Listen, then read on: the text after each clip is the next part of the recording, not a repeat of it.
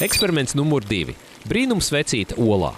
Lai paveiktu šo eksperimentu, tev būs nepieciešama jēla ola, brīnumsvecīte, paliknis vai papīra lapas.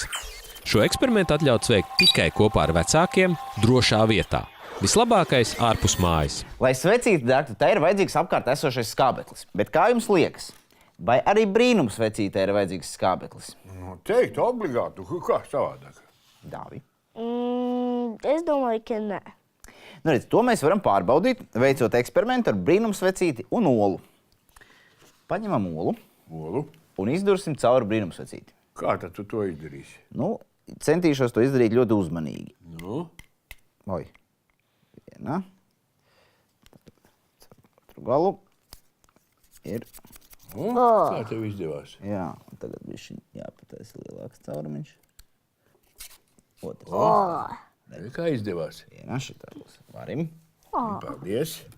So. Nē, nu viņš tur, ko tu bez gaisa.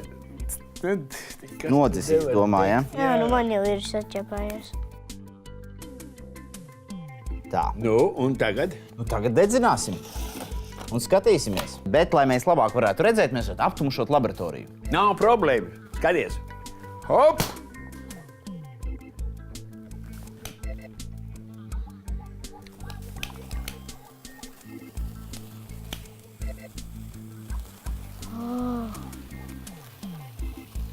Interesanti.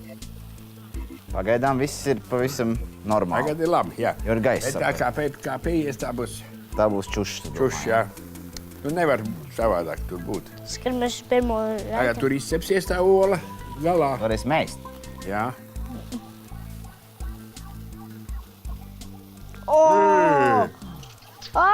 Paskati. Eju, tiešām un deg. Un tev Trīs atdeg. deg. Man sašķīrīs un Un drīz šitie ar deg. Paskaties. Un nav izcepušās. neuzbrauks. Nu, to var tikai uzzināt, kad beigsies Un eksperiments. izgāja cauri. Neko iet tālāk. Fantastika.